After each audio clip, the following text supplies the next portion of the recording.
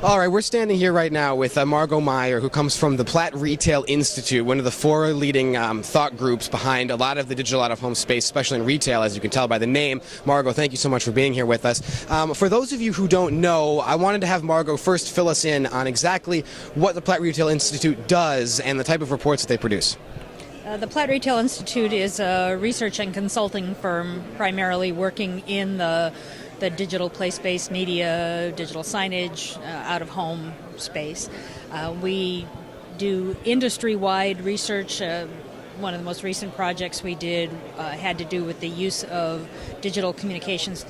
How do you use technology to communicate better on college campuses? Okay. So that's an example of the kind of work that we do.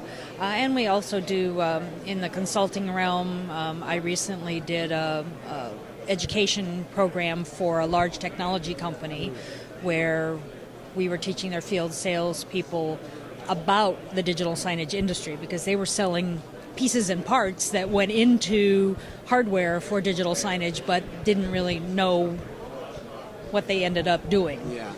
Okay, so it's kind of a helping people along when they have a general idea, but how do they actually get there? Now, your background is kind of unique. Could you talk a little bit about where you came from and how you got into this space? Because almost everybody here seems like they came through a different kind of medium to get here. And how did you get into digital out-of-home?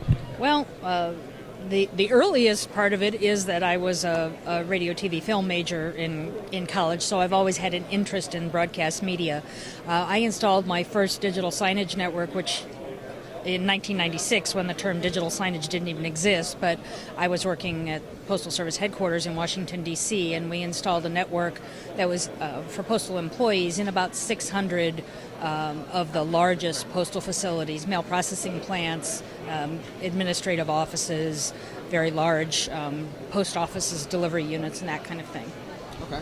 And where do you see this technology taking things like retail, like college campuses, for example, if we take that as one of the verticals? Where do you see it going?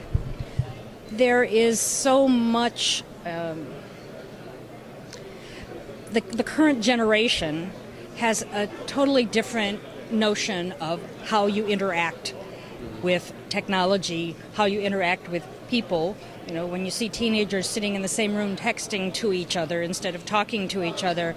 A friend of mine was saying the other day that their 13-year-old son will probably never send a piece of mail in his life unless he's paying a bill, but probably he'll do that online as well. So there is a whole different way that people are communicating, because really that's all this technology is. It's a different way of communicating. And in the retail realm, it allows for wayfinding, so where do I find something in the store? It allows for virtual customer service reps, so I can go up and touch a screen and have a person who could be, 500 miles away helping me with some information about, can I get this in a different color or a different size?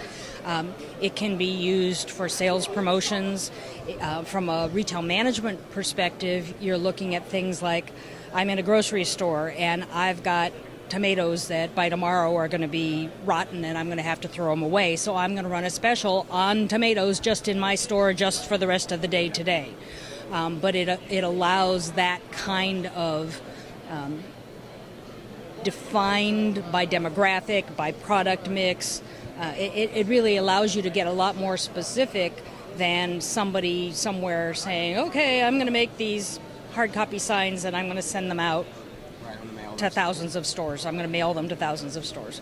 And coming from the Postal Service, you know a few things about mailing things as well and how inconvenient that can be too. But it's an interesting point that you bring up about the changing way that people use technology from a generational standpoint, and the fact that these things, these trends, these things need to be not just a response from retailers and from different verticals, but they need to be led by these groups and these companies, because they really have an opportunity to differentiate themselves, and that could really, along the road, cause a lot more competition and a lot of companies to succeed or fail. So this stuff is becoming kind of something that you can't really ignore anymore. One final thought coming from you in the Platt Retail Institute. Do you think that amount of screens and the amount of content that is on these screens will get to the point where it's kind of ubiquitous, or do you think that there's eventually will be kind of a limit to the types of places that these screens could go?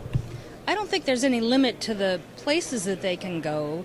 I think the defining factor is the content in terms of, is it changing often enough? Is it targeted correctly to the customer base or whatever the audience is that you're trying to reach?